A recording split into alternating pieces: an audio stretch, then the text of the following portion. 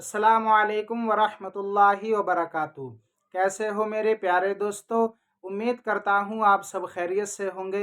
अल्लाह रब्बुल इज़्ज़त से दुआ है आप हजरात हमेशा ऐसे ही खुश रहें। नाज़रीन इकराम, आज मैं आपको इस वीडियो में हुज़ूर सल्लल्लाहु ताला अलैहि वसल्लम के बारे में बहुत कुछ बताऊंगा कि हमारे प्यारे आका कौन से दिन पैदा हुए, कौन से दिन वफ़ात पाई और कितने साल तक हुज़ूर की उम्र रही, और बहुत कुछ आपको बताऊंगा अपने हुज़ूर के बारे में।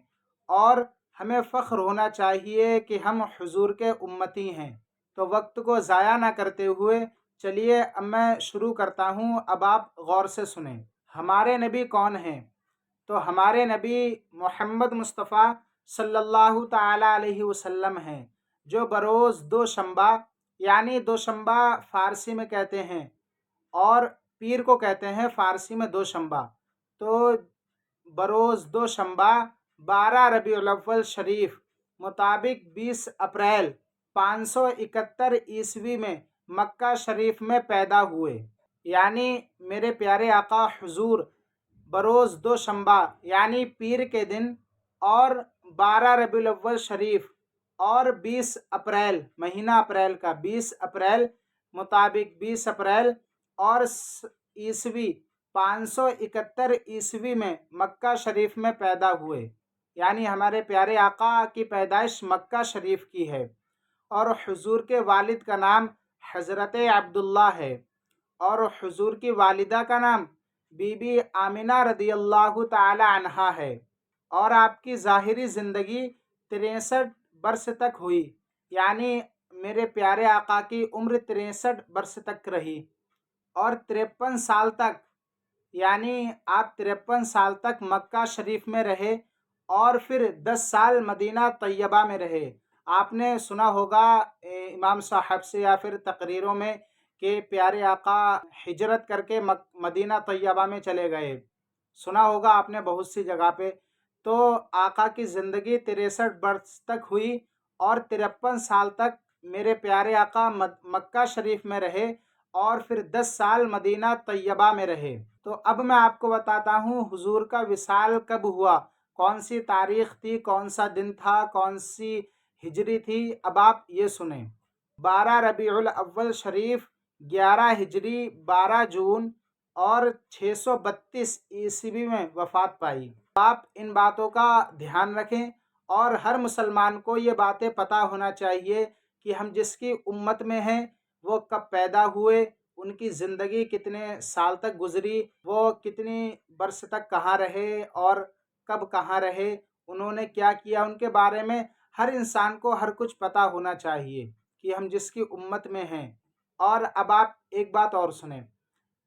फ़र्श पर यानी ज़मीन पर मेरे प्यारे आका का नाम मोहम्मद मुस्तफ़ा सल्लल्लाहु ताला अलैहि वसल्लम है, लेकिन हुजूर का अर्श पर नाम यानी आसमान पर नाम हुजूर का अहमद है, अहमद। तो आपको ये भी पता होना चाहिए, मालूम होना चाहिए। तो अब मैं आपको कुछ खूबियाँ अपने हुजूर के बारे में बताता हूँ। अब आप ये गौर से सुने। मेरे नबी सैयदुल अंबिया और नबीयुल अंबिया हैं, यानी तमाम अंबियाओं के सरदार हैं। 1,24,000 कमोबेश या तकरीबन 2,24,000 अंबिया इस दुनिया में तशरीफ़ लाए हैं, लेकिन सबके सरदार मेरे प्यारे आका हुजूर सल्लल्लाहु ताला अलैहि वसल्लम हैं। जैसे कि दुनिया में कितने वली हैं, वलियों की तो तादाद ही नहीं है। बहुत सारे वली हैं, कोई नहीं कह सकता कि मखसूस इतने वली हैं, यानी कोई गिनती नहीं कर सकता वलियों की। लेकिन सारे वलियों के सरदार गौसे आज़म दस्तगीर हैं, यानी मेरे गौसे आज़म हैं। तो ऐसे ही सारे नबियों के सरदार हुजूर सल्लल्लाहु ताला अलैहि वसल्लम हैं, जिसकी हम उम्मत में हैं। यानी आप तमाम अंबिया के सरदार हैं और तमाम अंबिया हुजूर के उम्मती हैं और आप ख़ातमुन नबिय्यीन हैं, यानी आपके बाद कोई नबी नहीं होगा कि अल्लाह रब्बुल इज़्ज़त ने सबसे पहले अपने महबूब के नूर को पैदा फरमाया, लेकिन ज़ाहिर सबसे आखिर में किया।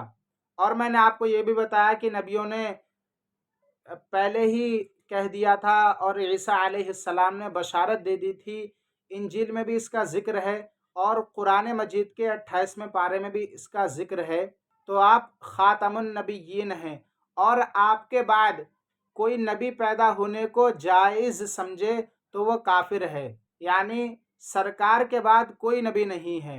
اور اگر کوئی سوچے کہ سرکار کے بعد کوئی نبی آئے گا تو وہ کافر ہے۔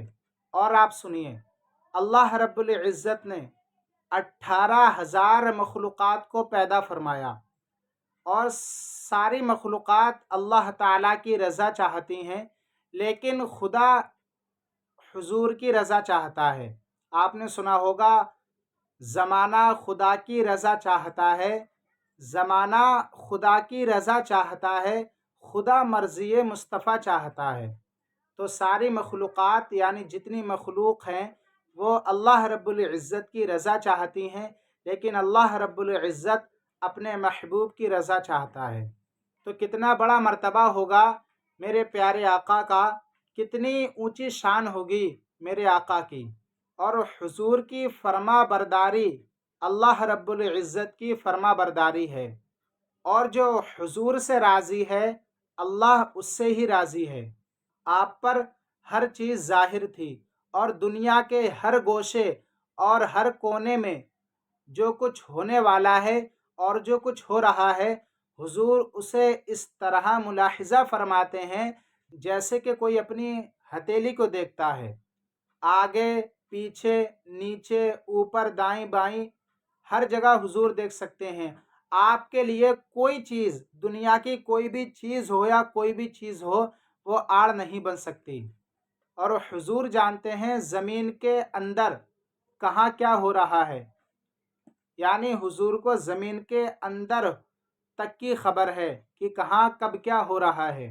اور خشوع جو دل کی ایک کیفیت کا نام ہے، حضور اسے بھی ملاحظہ فرماتے ہیں۔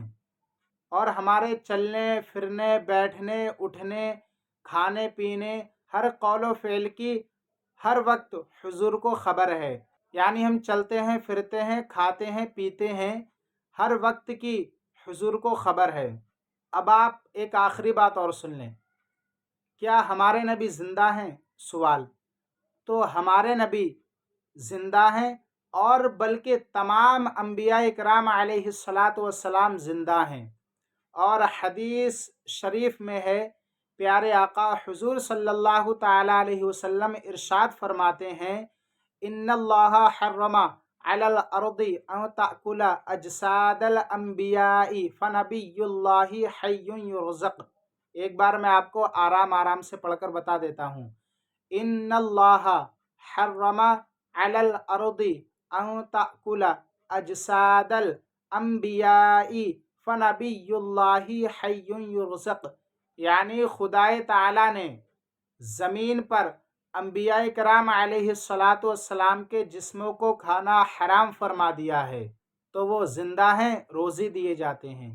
جو باتیں میں نے آپ کو اس ویڈیو کے اندر بتائی ہیں، آپ اچھی طرح ان باتوں کو اپنے دماغ میں بٹھا لیں، اور ہر انسان کو پتہ ہونا چاہیے کہ ہم جس کی امت میں ہیں، جو ہمارے پیارے آقا حضور صلی اللہ تعالیٰ علیہ وسلم ہیں، ان کے بارے میں ہر مسلمان کو خبر ہونا چاہیے، پتہ ہونا چاہیے، ان کی زندگی کے بارے میں پتہ ہونا چاہیے۔